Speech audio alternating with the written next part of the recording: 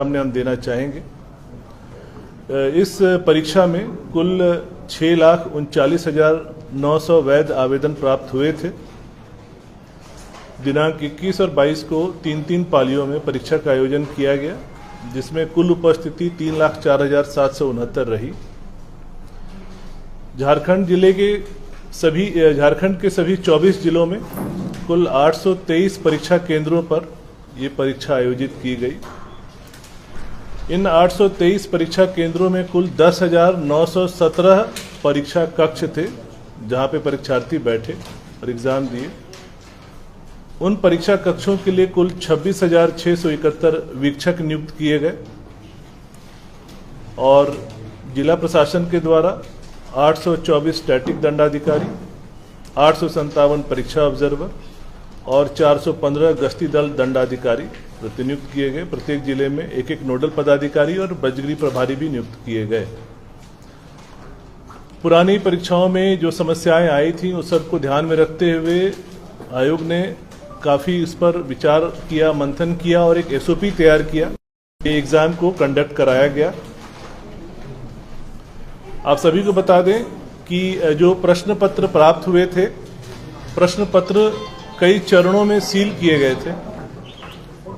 सबसे पहले प्रश्न पत्र जहां वो प्रिंट हुए वहीं पर उस पर एक पेपर सील लगा, जिससे कि प्रश्न पत्र को खोलने के पहले उस सील को तोड़ना है।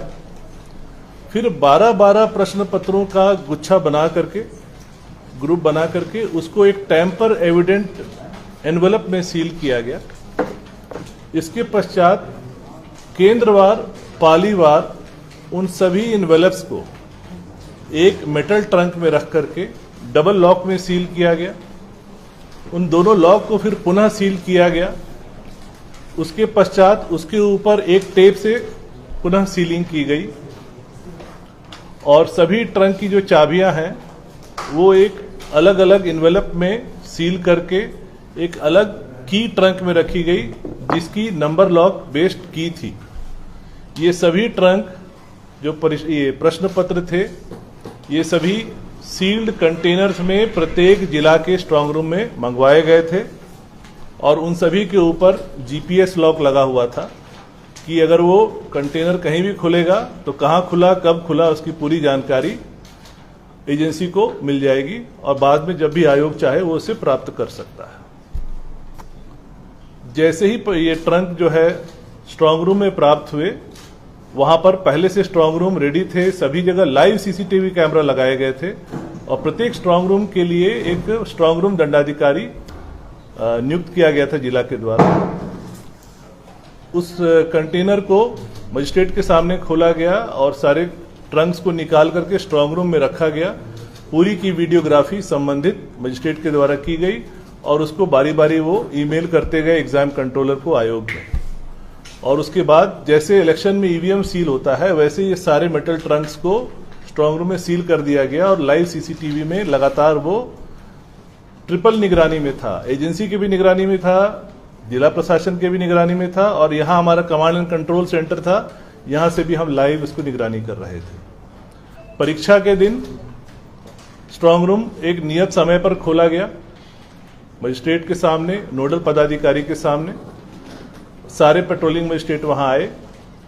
इसके पश्चात सुबह में ही जो हमारा बॉक्स था जिसमें चाबियां रखी हुई थी, जिस पर नंबर लॉक लगा हुआ था, उसका कोड सुबह में 6 बजे एग्जाम कंट्रोलर के द्वारा सभी नोडल पदाधिकारी को दिया गया।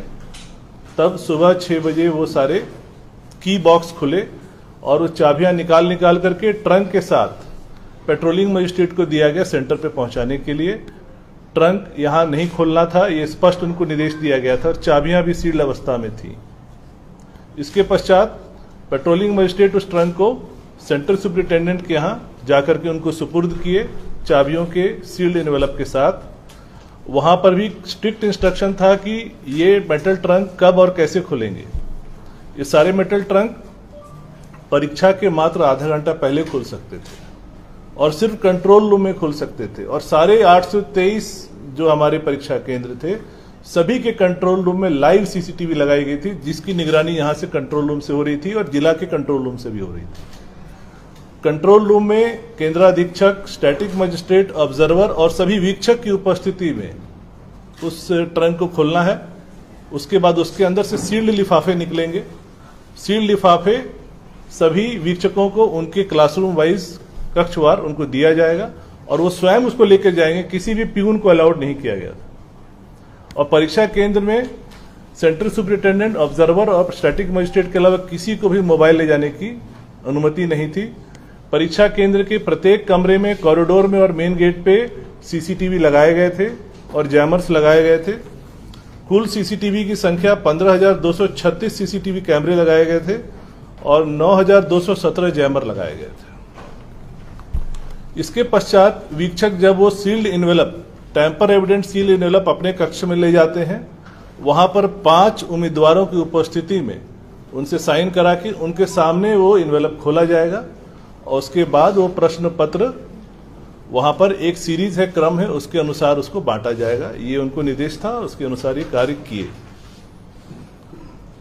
इसके पश्चात परीक्षा समाप्त होने के बाद उसको निर्देश दिया गया था कि वापस वो कंट्रोल रूम में लाएंगे। कंट्रोल रूम में पुनः वो इन्वेलप में सील होगा और वो पुनः फिर एक ट्रंक में वापस सील हो जाएगा और वो सील्ड ट्रंक की अवस्था में वो आयोग में कल और परसों प्राप्त कर लिया गया है। और वो सारे सील्ड ट्रंक, जिसमें कि कैंडिडेट्स के अटेंडेंस शीट और ओएमआर जिसमें उन्होंने अपने उत्तर को भरा है, वो अब हमारे पास प्राप्त हो चुका है। कल से उसको स्कैनर लगा करके हम लोग सीसीटीवी की निगरानी में और मजिस्ट्रेट की निगरानी में उसका इवैल्यूएशन की कार्रवाई शुरू करेंगे। ये थी परीक्षा के बारे में एक ब्रीफ। इसके अतिरिक्त बता दें कि परीक्षा के जो चैलेंज आपसे समझ सकते हैं कि 6,39,900 वैध कैंडिडेट थे। तो प्रश्न पत्र जो छपे हैं उसकी संख्या का आप अनुमान लगा सकते हैं, गुना 3, क्योंकि 3 पालियों में प्रश्न पत्र दिए गए थे। कुल 20 लाख प्रश्न पत्र छपे थे और प्रत्येक प्रश्न पत्र में 10 पन्ने थे। कुल 2 करोड़ पन्नों की छपाई हुई थी और ये पूरा सिक्योरिटी प्रेस में एक सीमित अवधि में किया गया है। और कहाँ हुआ, किसने किया, ये पूरा सीक्रेट है। इसके अतिरिक्त कुछ भ्रांतियां हैं जो बच्चों के द्वारा आयोग के समक्ष लाई गई। जैसे एक शिकायत आई, कुछ बच्चों ने कहा कि जो ओएमआर में जो एक सीरियल नंबर प्रिंट होता है और क्वेश्चन बुकलेट में एक सीरियल नंबर प्रिंट होता है, वो मैच नहीं कर रहा है, इसलिए उन्हें शंका था कि कुछ गड़बड़ी है, वो एग्जाम नहीं देना चाहते हैं। तो उन सबको स्पष्ट किया गया कि ओएमआर पे जो सीरियल नंबर होता है और बुकलेट पे जो सीरियल नंबर होता है, वो सीरियल नंबर हम लोग इसलिए प्रिंट करते हैं ताकि हमें पूरे प्रिंटेड मटेरियल का लॉग ट्रेल हमारे पास हो, एक ऑडिट पर्पस के लिए, कि किस सीरियल नंबर से किस सीरियल नंबर ओएमआर किस जिले के किस सेंटर के किस कक्षा में गया है, या किस सीरियल नंबर का बुकलेट किस जिले के किस सेंटर के किस कक्षा में गया। ये हमारे ऑडिट ट्रेल के लिए है। पर इन दोनों का मिलान होने का कोई ऐसी आवश्यकता नहीं, उससे उनके इवैल्यूएशन पे कोई फर्क नहीं पड़ता है। ये हमारी जानकारी के लिए, हमारे इंटेलिजेंस के लिए कि कल को कोई कदाचार होगा तो हम अपने लॉग ट्रेल से मिला लेंगे कि इसमें कोई गड़बड़ी हुई है। उसका आपस में मिलना कोई आवश्यक नहीं है। उसके लिए उनको कोई डरने और संदेह की बात नहीं है। उन्होंने अपने ओएमआर में जो रोल नंबर, जो बुकलेट संख्या, जो सीरीज डाली है, जो सब्जेक्ट कोड डाला है, उसी के अनुसार इवैल्यूएशन होगा। इसके पश्चात हमारे पास ये भी व्यवस्था है, अभी कुछ बच्चों के हमारे पास आवेदन आ रहे हैं कि हमने सीरियल नंबर जो है बी की जगह सी भर दिया गलती से, या हमने रोल नंबर भरने में एक बबल हमारा छूट गया, या सब्जेक्ट कोड हमने 01 की जगह 03 भर दिया, तो कृपया इसका ध्यान रखें। तो ये मैं आप सबको आश्वस्त करना चाहता हूं, उन बच्चों को आश्वस्त करना चाहता हूं कि इस बार जब हम लोगों ने प्रिंटिंग कराई, प्रत्येक प्रश्न पत्र की डिजिटल कोडिंग की गई है। ये पहली बार आयोग में हुआ है। हर प्रश्न पत्र पर एक क्यूआर कोड है। उस प्रश्न पत्र को हम ट्रेल कर सकते हैं कि ये किस सेंटर पे गया था और किस बच्चे ने लिखा है, और ये सारा डेटा हमारे पास है। तो निश्चिंत रहें, अगर उन्होंने गलती की भी है तो हमारे पास वो सॉफ्टवेयर है कि हम उसको सुधार सकते हैं कि वो सही रोल नंबर हो, सही सब्जेक्ट कोड हो, या सही सीरियल नंबर हो। उनको कोई घबराने की जरूरत नहीं। आवेदन हमारे पास आ भी रहे हैं, वो आवेदन नहीं भी देंगे तब भी हमको उसको शुद्ध करने की हमारे पास पूरी सॉफ्टवेयर व्यवस्था है। हर प्रश्न पत्र की एक डिजिटल कोडिंग की गई, आपको हम लोग सैंपल भी दिखाएंगे। और हम लोगों ने प्रिंटिंग के समय भी चीजें लीक ना हो, इसके लिए हम लोगों ने विशेष ध्यान ये रखा कि यहां पे जो प्रश्न पत्र की जो तैयारी होती है उसमें एजेंसी को ये काम दिया जाता है। एजेंसी भी अगर हमें जैसे 2 शिफ्ट में एग्जाम लेना था जीके का, तो हमें 2 प्रश्न पत्र तैयार करने थे, तो एजेंसी ने 6 प्रश्न पत्र तैयार किए 3 गुना, और उसको सील पैकेट में लाया गया आयोग में। आयोग की उपस्थिति में अध्यक्ष के द्वारा रैंडम 2 प्रश्न पत्र चुने गए जो सील्ड अवस्था में थे और उनको दे दिया गया प्रिंट करने के लिए। बाकी 4 आयोग में सील्ड अवस्था में रखे हुए। वो 2 प्रश्न पत्र तैयार होने के लिए भी वो मल्टीपल एक्सपर्ट से क्वेश्चन लेते हैं, फिर वो कंप्यूटर में रैंडमली मैच होता है।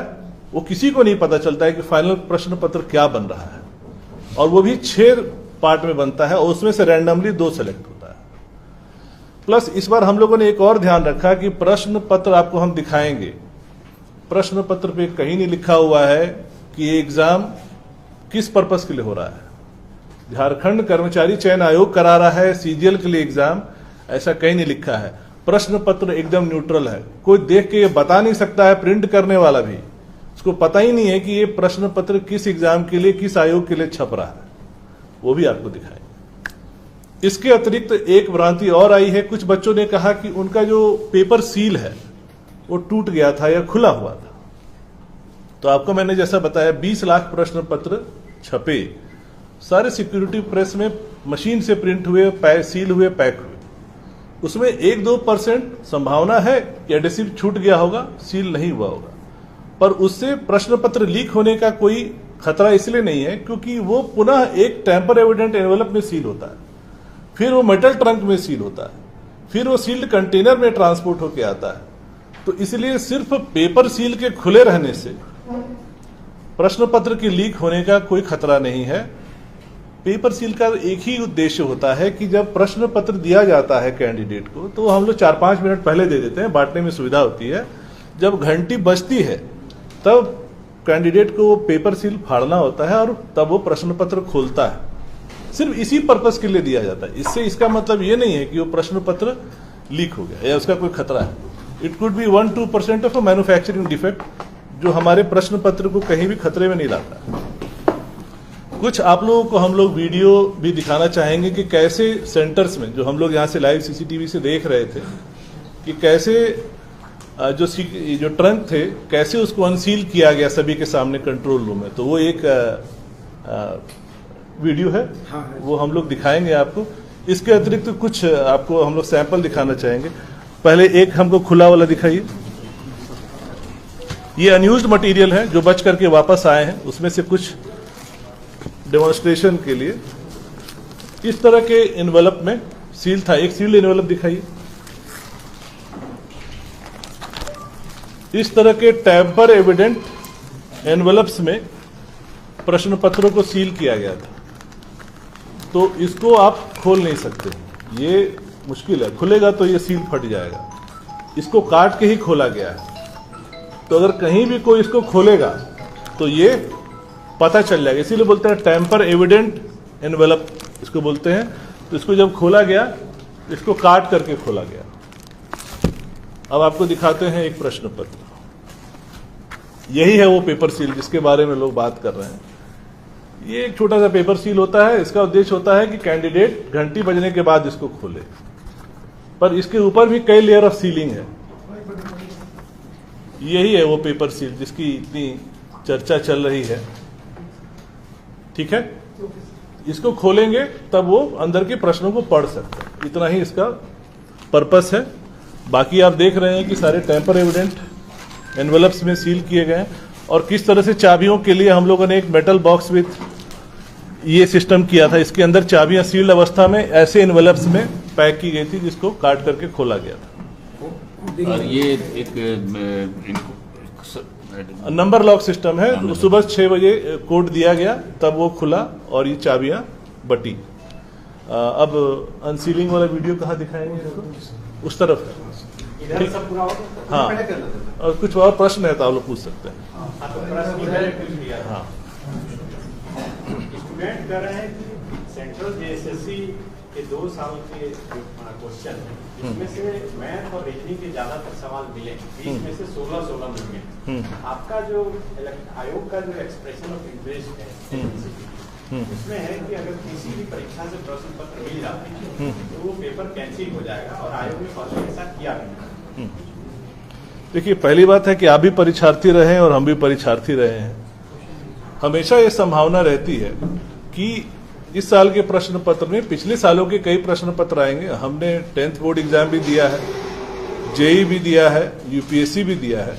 क्योंकि क्वेश्चंस की संख्या सीमित है और कई एग्जाम्स होते हैं, तो लोग उन्हीं क्वेश्चनों को चलाते हैं। रैंडमली कभी भी रिपीट हो सकता है। और आपको जैसा मैंने बताया कि प्रश्न पत्र पूरी रैंडम व्यवस्था से किए गए। इत्तेफाक हो सकता है कुछ क्वेश्चन रिपीट हो गए, पर इससे क्या लीक होने का प्रमाण मिलता है? मेरा प्रश्न आपसे ये है। नहीं, मेरा जवाब ये है, क्या ये सेटिंग का एक प्रावधान नहीं हो सकता? तो ये तो आशंका है।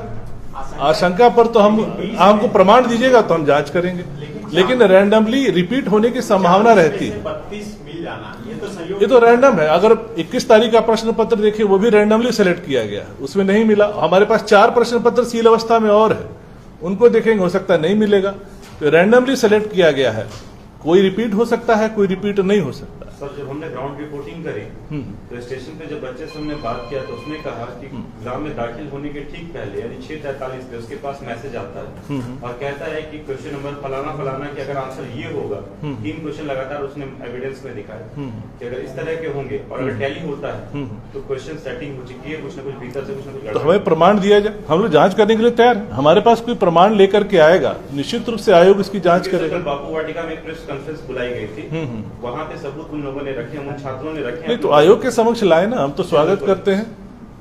कई छात्रों ने ये भी आरोप लगाया कि उनके बगल में जो छात्र बैठे थे वो आंसर शीट ब्लैंक बिल्कुल छोड़ के आए। तो उसका उपाय ये है कि अगर कोई ओएमआर ब्लैंक छोड़ रहा है तो उसका उपाय यही होगा कि जब यहाँ इवैल्यूएशन होगा तो कोई उसका व्यक्ति जो है जाकर के ओएमआर को ब्लैक कर देगा। ये हो सकता है। अभी तो पूरा सील्ड एनवेलप और ट्रंक में आया हुआ है, सब यहीं पे रखा हुआ है, सब सील्ड है। तो आपको ये बता दें कि जो हमारी स्कैनिंग होगी, स्कैनिंग के लिए सीसीटीवी कैमरे लगाए गए हैं। एजेंसी तो जो करेगी ही करेगी, हमारा एक मजिस्ट्रेट हर स्कैनर पे रहेगा और वो एक पर्टिकुलर कमरे में होगा जिसके बाहर हमारे सिक्योरिटी गार्ड ये चेक करेंगे कि कोई भी व्यक्ति मोबाइल या कलम या पेंसिल अंदर लेके नहीं जा रहा है। उसको रैदर हम लोग अलाउ करेंगे वो टी-शर्ट पहन के आएगा, कोई पॉकेट नहीं होना चाहिए उसके पास और बिल्कुल खाली हाथ अंदर जाएगा। तो जब ये होगा तो अगर किसी ने ओएमआर छोड़ा भी है उस उम्मीद पर कि शायद कहीं सेटिंग होगी तो उसका ओएमआर खाली ही रह जाएगा। क्वेश्चन पेपर अगर सील्ड नहीं रहता है तो अभ्यर्थी जो आरोप लगा रहे हैं उनका क्वेश्चन पेपर सील्ड नहीं था, तो ये भी तो एक खतरा है पेपर लीक अगर हो सकता है। वही तो हम आपको समझा रहे थे कि वो उसका सील होने का खतरा नहीं है, वो एक मैन्युफैक्चरिंग डिफेक्ट है। जब आप 20 लाख प्रश्न पत्र छाप रहे हैं तो 1-2% में हो सकता है कि एडेसिव ठीक से नहीं लगा हो, खुला रह गया हो, लेकिन उससे लीक होने का खतरा कैसे? वो तो हमारे सील्ड एनवेलप में है, सील्ड ट्रंक में है। अच्छा सर, ये बात इतनी सिक्योरिटी आप बता रहे हैं, उसके बाद भी इस तरह के आरोप आना, क्या सीजीएल के जो एग्जाम हुआ है उसके व्यवस्था पर भी सवाल खड़ा नहीं करता है सर? देखिए, आरोप लगाने वाले अगर कोई प्रमाण देंगे तो हम आरोप को गंभीरता से लेंगे, अगर प्रमाण नहीं देंगे तो हम समझेंगे कि षड्यंत्र है। तो इशू ये है कि क्लैरिटी हमको प्रमाण के साथ आइए, बिल्कुल हम लोग जांच के लिए तैयार। अगर होगा गलत तो आयोग ही सबसे पहले उसको रद्द करेगा, पहले भी आयोग नहीं रद्द किया है। यही तो सवाल जो बच्चे उठा रहे हैं कि ओएमआर शीट खाली रह गया, सील टूटा हुआ मिला। ओएमआर शीट खाली रह गया, उसका जवाब हमने आपको दे दिया। सील टूटा हुआ उसका भी आपको हमने जवाब दे दिया। आप संतुष्ट हुए जवाब से? प्रशांत जी, 28 जनवरी को ये परीक्षा हुई थी, 28 जनवरी को उसी तरह उस दिन भी इसी तरह के एलिगेशन लगे, आयोग ने तुरंत संज्ञान लिया, तुरंत आप लोगों ने डिसीजन लिया, तुरंत एफआईआर हुआ, फिर आप लोगों ने पूरे एग्जामिनेशन को रद्द करने की दिशा में बिल्कुल उसका प्रमाण मिले हमें। उसी डायरेक्शन में बढ़ने की फिर कुछ गुंजाइश बनती हुई नजर अभी तक तो हमारे पास ऐसे कोई पुख्ता प्रमाण नहीं मिले हैं, कोई सामने नहीं आया है जिसके आधार पर हम ये निर्णय ले सकते। सर, भविष्य में जैसे छात्र लेकर के आते हैं प्रमाण, क्योंकि जिस तरह से कल उन्होंने सबूत प्रस्तुत किए थे, दिखा रहे थे वो मीडिया को प्रेस कॉन्फ्रेंस में अपने, अगर वो आते हैं तो उसका स्वागत, उनका स्वागत बिल्कुल उनका स्वागत है और हम लोग एकदम जांच करेंगे। हम लोग देखिए, आयोग का ध्येय क्या है? कि जो बच्चा मेरिटोरियस है, जो मेहनत किया है, उसको उसका फल मिलना चाहिए। और इसीलिए हम लोगों ने पूरी कोशिश की है, इतना मेहनत किया, कम से कम समय में एग्जाम एजेंसी को प्रश्न पत्र देने और एग्जाम कंडक्ट कराने में भी हम लोगों ने कम से कम अवधि रखी, ताकि संभावनाओं को भी कितना हद तक हम कम कर सके।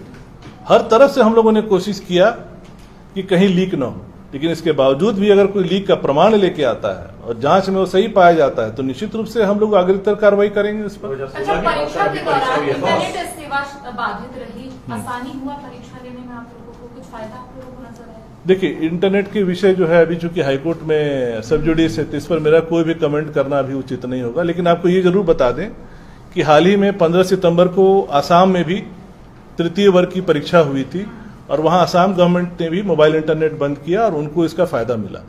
इसीलिए हम लोगों ने ये प्रयास किया है। इसके आगे हम कुछ नहीं बोलेंगे क्योंकि मामला सब जुडिस है। कथित तौर पर पेपर लीक की बात थी, तब तक क्या इवैल्यूएशन को होल्ड में रखेंगे या आपका प्रोसेस कंटिन्यू करेगा? देखिए, कथित तौर पे नहीं, अगर हमारे पास कोई पुख्ता सबूत लेके आएगा और जांच में हमें लगेगा कि प्राइमा फेसी कोई इशू है, तब निश्चित रूप से हम होल्ड पे रखेंगे। लेकिन आशंकाओं, अनुमान के आधार पर कोई निर्णय नहीं हो सकता है। स्टूडेंट्स सर, किस एजेंसी के द्वारा एग्जाम जो करवाए जा रहे हैं, किस एजेंसी के द्वारा करवाए? ये गोपनीय है, इसको नहीं बताया। उसी एजेंसी से हो रहा है? एग्जाम उसी एजेंसी के द्वारा पहले भी दिए? नहीं, ये भी हम आपको नहीं बताएंगे, हम कुछ नहीं बता सकते, ये पूरी गोपनीय विषय है। सर, एक सवाल है कि 3 लाख से ज्यादा बच्चे पार्टिसिपेट किए। आपने सर कहा कि षड्यंत्र भी हो सकता है, क्योंकि 3-3.5 लाख बच्चों में मोटा मोटी बहुत कम लोग इसमें आवाज उठा रहे। अगर गड़बड़ी होता तो 3.5 लाख भी बच्चे आवाज उठा सकते थे। तो क्या आपको ये लगता है सर कि ये कुछ पॉलिटिकली भी हो सकता है? देखिए, मेरा इस पर कुछ कमेंट करना उचित नहीं रहेगा। बाकी आप समझदार हैं जी। मेरा हम आयोग का ही पक्ष है। 2016 के बाद सर ये परीक्षा 8 वर्षों से प्रयास हो रहा था और हम लोगों ने इस बार पूरा प्रयास किया कि इस बार हम लोग सफल हो जाए, और अभी तक तो उम्मीद है कि हम लोग सफलता की ओर बढ़ रहे हैं। एक और प्रश्न है सर, एक सवाल पेपर लीक से हटकर ये सवाल है। हाँ। जो पेपर 3 है जीएस का पेपर, उसमें ऐसा स्टूडेंटों का आरोप है जिन्होंने परीक्षा लिखा, वे कह रहे हैं कि जो सेंट्रल सीजीएल का जो मैथमेटिक्स का पूरा पोर्शन है वो सेंट्रल सीजीएल का पूरा पूछा गया। नहीं, हमने जवाब दे दिया। देखिए, आप भी परीक्षार्थी रहे, हम भी परीक्षार्थी रहे। जब हम आईटी की तैयारी करते थे, हम आईटी क्लियर भी किया, टफनेस पे सवाल था। तो हम 10 साल के पिछले क्वेश्चन पेपर्स को क्यों बनाते थे? ताकि कुछ उसमें से लड़ेगा। ये तो होता ही है। सवाल तो एक सीमा है ना, इन्फिनिट नहीं है, डेफिनेट नंबर ऑफ क्वेश्चंस हैं और इतने एग्जाम्स हो रहे हैं। वो तो जेएसएससी सीजीएल के सिलेबस और जो पुराने सवाल है उसके आधार पर तैयारी कर रहे हैं। हाँ। स्टूडेंटों का ये कहना है कि सेंट्रल सीजीएल के लोगों को क्वेश्चन कर दिया गया, इसका मतलब ये टफनेस। तृतीय वर्ग के जो परीक्षाएं होती हैं सभी राज्यों में होती हैं और सेंट्रल गवर्नमेंट की भी होती हैं। प्रत्येक वर्ष ऐसी करीब 30-35 परीक्षाएं होती हैं। तो आप समझ सकते हैं कि इस देश में कितनी परीक्षाएं हो रही हैं। तो कहीं भी रिपीट होने की संभावना हमेशा रहती है। इत्तेफाक है, हम मान रहे हैं। लेकिन सीरियल बाय सीरियल भी हुआ है। वो तो रैंडम कंप्यूटर सेलेक्ट करता है, कुछ कॉमन भी हो सकता है। 21 तारीख को तो नहीं हुआ, 22 तारीख को हुआ। और भी हमारे पास 4 सील्ड है, अगर जरूरत पड़ेगा तो हम इसको खोल के चेक कर लेंगे कि उसमें भी रिपीट है कि नहीं। हुई थी सीजीएल वाला, उसमें हाँ। क्या आयोग के किसी कर्मचारी पर भी कोई डाउट है आपको? उस रैकेट में हो सकता है शामिल रहा हो? देखिए, उस पर तो एफआईआर दर्ज है, एसआईटी गठित है, एसआईटी जांच कर रही है। उस पर मेरा कुछ भी अभी बोलना उचित नहीं रहेगा। एसआईटी के अभी अनुसंधान के अंतर्गत है। एसआईटी जब न्यायालय में जाएगी, चार्जशीट दाखिल करेगी, आप सभी के सामने होगा। लेकिन सर, झारखंड में ऐसा क्यों होता है कि कोई भी एग्जाम हो फेयर नहीं दिखता है, सवाल उठ ही जाता है? यही तो, इसीलिए तो हम लोगों ने इतनी मेहनत की ताकि इस परसेप्शन को बदल सकें। बाकी एग्जाम लीक तो नीट का भी हुआ, यूपी में 2 पुलिस सर्विस के एग्जाम हाल ही में दोनों में लीक हुआ। इतनी बड़ी चैलेंज हो गया, इतना बड़ा समस्या है कि आसाम गवर्नमेंट ने हाल ही में 15 सितंबर को जो एग्जाम लिया उसमें उन्होंने मोबाइल इंटरनेट तक बंद किया। उसी से हम लोग को भी प्रेरणा मिली। आंसर की हमको लगता है जल्द ही जारी हो जाएगा। हमको लगता है 1 से 2 दिन, कितना टाइम लगेगा एग्जाम कंट्रोलर बताएंगे। कल तक आपको आंसर की जारी हो जाए। सर आपकी निष्ठा पर कोई सवाल नहीं, लेकिन एक मीडिया से इतनी दूरी आयोग की क्यों रखी है? हम लोग तरस जाते हैं आपसे इतिहास में पहली बार उसके मेंबर से मिलने के लिए। क्या आप पर पूरा विश्वास है? क्या ये दूरी खत्म करेंगे? बिल्कुल दूरी खत्म हो रही है। आज तो हम लोग बैठे हैं सामने। काफी समय के बाद ये दूरी खत्म हुई है। हमारे पास सवाल ये सीजीएल लेवल का एग्जाम भी तो इतने समय बाद हुआ है, 8 साल बाद। नहीं मतलब एक अटेम्प्ट हम लोग ले चुके, उस समय सफल नहीं हो पाए। अब इस समय हम लोग कोशिश कर रहे हैं। देखिए इस पर हम कैसे कर सकते, चुनाव कब होगा ये मुझे नहीं पता। हम अपना प्रयास कर रहे हैं। लेकिन आपको ये बता दें कि मेरी सारी तैयारी हो चुकी है स्कैनिंग करने के लिए। पहले ये जो सीक्रेट मटेरियल होता था कैसे आता था आपको बता दें। पहले वो डिस्ट्रिक्ट स्ट्रांग रूम में जाता था, फिर वो रांची के स्ट्रांग रूम में जाता था, वहां पड़ा रहता था, फिर वो एजेंसी ले जाती थी, फिर स्कैन करती थी। हम लोग हर कदम पे एसओपी में ध्यान रखे हैं कि कहीं से भी कोई गुंजाइश नहीं छोड़े, क्योंकि हमारा जो वीकेस्ट लिंक होगा वो जो माफिया है वहीं अटैक करेगा। इसलिए कहीं कोई वीक लिंक हम लोग नहीं छोड़ रहे हैं। सारे प्रश्न जो ओएमआर शीट है वो सारे सील्ड अवस्था में लाए गए हैं ट्रंक में, और ये ऊपर अभी हमारे इसी कार्यालय के ऊपर तीसरे तल पे रखे हुए हैं। और परसों से उसकी स्कैनिंग हम लोग शुरू करेंगे, और स्कैनिंग भी हम लोग लिमिटेड टाइम के लिए कर रहे हैं। ये नहीं कि दिन रात हो रहा है अंधाधुंध। एकदम टाइम सेट करके मजिस्ट्रेट लगा के सीसीटीवी कैमरा की निगरानी में, ताकि एक भी ओएमआर पे कोई गड़बड़ी होने की संभावना नहीं हो। सर आपको सीजीएल परीक्षा की बधाई, लेकिन कई अन्य विभागों ने वैकेंसी भेज रखा है, क्यों चुपचाप है आप? नगर पालिका का सर, भी रिजल्ट नगर पालिका 11 महीने से रिजल्ट जारी नहीं किया। अच्छा ये नगर पालिका के ये दिया।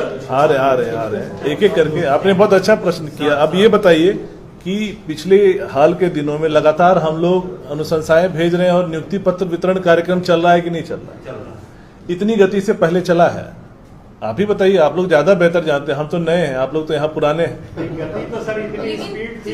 तो जेई का अभी हम लोगों ने बहाली किया, शिक्षक का बहाली किया, पीजीटी का बहाली हुआ, इसके अलावा लैब असिस्टेंट का भी हम लोग भेज दिए हैं, और आईटीआई का हम लोग आज भेज रहे हैं। और इसके अतिरिक्त फिर हमको लगता है 27 तारीख ये एमबीआई का हम लोगों ने कर दिया। इंडस्ट्रियल का जल्दी ही, इंडस्ट्रियल का तो आज ही भेज देंगे। और जो म्युनिसिपल वाला बस वही एक बचा, बाकी तो सारा बैकलॉग हम लोगों ने क्लियर कर दिया। हाल ही तो सर बोल रहा है कि सारे एग्जाम विवादों में क्यों चला जा रहा है? कहीं कोर्ट में फंस जाता है तो सर रिजल्ट हम तो प्रयास कर सकते हैं, विवाद में क्यों जाता है वो मेरे नियंत्रण में नहीं है। हम लोग सर अभी कुछ स्टूडेंट और टीचर के डेलीगेशन गवर्नर से मिले हैं, 5 पॉइंट दिए हैं, प्रमाण की बात कर रहे हैं। वो बता रहे हैं कि एक वीडियो एग्जाम शुरू होने से पहले 22 सितंबर का वायरल हो रहा है, जिसमें एक लड़का बैठकर आंसर पढ़ रहा था, और वही 20 आंसर के क्वेश्चन जो है एग्जाम में आए। बिल्कुल वो आए, हमारे पास भी आ जाए लेकर के। उसमें सर वो वीडियो में वो लड़का दिख भी रहा है जो भाग रहा है। दूसरा प्रमाण ये कि एक और सेंटर पर एक स्टूडेंट बैठ के फोन से नोट कर रहा था, उसे फोन से कोई बता रहा था, जो लड़का सुना वो भी सामने है, तो ऐसे में पूछताछ हो सकती है। एक और पॉइंट है इसमें, ये हजारीबाग का एक सेंटर है, जांच करेंगे। हर सेंटर पे हमारे मजिस्ट्रेट थे, सेंटर सुपरिटेंडेंट थे, सीसीटीवी है, जांच हो जाएगी।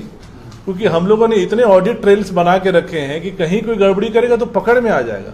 क्योंकि जो बच्चा आप बता रहे हैं कि अगर चोरी कर रहा है, उसके आंसर शीट को देखने से ही पता चल रहा है। देखिए ट्रेंड एनालिसिस से हम पता लगा लेंगे कि वो चोरी किया है या ईमानदारी से किया है ना। अगर चोरी किया होगा तो उसका एक एक सारा आंसर मिल रहा होगा, अगर वो ईमानदारी से किया होगा तो उसमें रैंडमनेस दिखेगा। वो तो ट्रेंड एनालिसिस करके हम निकाल लेंगे। आप हमको एग्जैक्ट उस बच्चे का जिस पर आरोप है उसका रोल नंबर दीजिए, हम लोग जांच कर लेंगे। सर अभी तक किसी भी अभ्यर्थी का कंप्लेन यहाँ पर नहीं आया है। अभी तक हमारे पास जो भी माहौल बनाया जा रहा है, राज्यपाल से भी मिल रहे हैं अभ्यर्थी, लेकिन आयोग के समक्ष नहीं आई। बिल्कुल अभी तक सवाल है कि आप प्रेस कॉन्फ्रेंस बुला रहे हैं, हाँ। लेकिन अभी तक जो अभ्यर्थी इतने बड़े मात्रा में, वो भी हिम्मत नहीं कर पा रहे यहाँ तक आने की, इतने सबूत के साथ आ जाए। जी ठीक है। अभ्यर्थी तो हमारे यहाँ आते रहते हैं, जैसे आज भी नगर पालिका सेवा वाले बच्चे आए थे कि हमारा एग्जाम जल्दी रिजल्ट निकाल दीजिए, तो हम लोगों ने आश्वस्त किए हैं कि एकदम एडवांस चरण में है, जल्दी ही अब उनका भी रिजल्ट निकलेगा। क्योंकि हमारे पास मानव संसाधन सीमित है, इतने सारे एग्जाम्स है, तो एक एक करके ही हम उसको निकाल सकते हैं। उनको भी आश्वस्त किया गया है कि उनका भी निकलेगा। इसके अलावा हाँ, एक साल से तो हमारे संसाधन सीमित हैं, इतने सारे एग्जाम्स हैं, एक एक करके ही निकलेगा। सर पिछले दिनों टीचर्स रिजल्ट निकाला गया था शिक्षकों का, उसमें से एक अभ्यर्थी ऐसे थे जिन्हें मुख्यमंत्री के हाथ में नियुक्ति पत्र सौंपा गया, तो दिव्यांग थे, और फिर बताया गया कि कंकन मिस्टेक से उनका रिजल्ट पब्लिश हो गया। क्या ऐसा मतलब ह्यूमन एरर पॉसिबल है? पॉसिबल तो है, लेकिन इसका हमको एग्जैक्ट जानकारी नहीं है। लेकिन देखिए, एरर, ह्यूमन एरर तो पॉसिबल है, तो आप भी समझ रहे हैं, हम भी समझ रहे हैं। लेकिन सीएम के हाथ से अगर आप किसी को फर्स्ट अपॉइंटमेंट दिलवा रहे हैं, तो अपॉइंटमेंट लेटर बनेगा तो किसी का भी अपॉइंटमेंट लेटर जो है माननीय मुख्यमंत्री के ये कर कमलों से वितरण हो रहा है। एक जो सवाल है, आयोग में जो मैन पावर है, खुद आप सेटिस्फाइड हैं और हैंड होनी चाहिए आपको? देखिए, इधर हाल में हम लोग को ठीक ठाक मैन पावर मिला है, मानना पड़ेगा। हम लोगों ने अनुरोध किया है और सरकार ने हम लोगों को इधर हाल ही में, हमको लगता है करीब 15-20 के आसपास काफी हम लोग को मैन पावर मिला है। लेकिन देखिए, नया मैन पावर को सीखने में टाइम लगता है। आप समझ सकते हैं, ये बहुत टेक्निकल वर्क है। ये जो सामान्य सचिवालय में जब आप काम करते हैं तो इस काम से एकदम फाइल वर्क होता है। यहाँ तो टेक्निकल वर्क हमें ये देखना है कि जो चोरी करने वाला है, जो माफिया है, उससे कैसे हमें लोहा लेना है, ताकि उसको हम कोई वीक लिंक नहीं दें जहां से कि वो इस एग्जाम पर हावी हो सके, क्योंकि स्टेक्स आर वेरी हाई। अब तो YouTube में देखते ही होंगे, लोग तो चलाते हैं कि इतना रेट चल रहा है, इसका इतना रेट चल रहा है, उसका आप समझ सकते हैं मतलब कितना हाई स्टेक्स है इस एग्जाम में। कौन सा स्केल से कौन सा स्केल तक मतलब एग्जाम लेती है, या किस कैटेगरी से किस कैटेगरी तक एग्जाम लेती है? हम लोग तृतीय वर्ग और चतुर्थ वर्ग का एग्जाम यहाँ से होता है, और क्लास 2 का एग्जाम जो है JPSC लेती है। सर 2016 का जो मेरिट लिस्ट आप लोगों ने निकाला है, इसमें दिया हुआ है डायरेक्ट रिक्रूटमेंट, तो वो लोग का रिक्रूटमेंट किया जाएगा? ये तो स्पेसिफिक है, आपको अलग से सेक्रेटरी साहब पूरा डिटेल दे देंगे। हमको लगता है वीडियो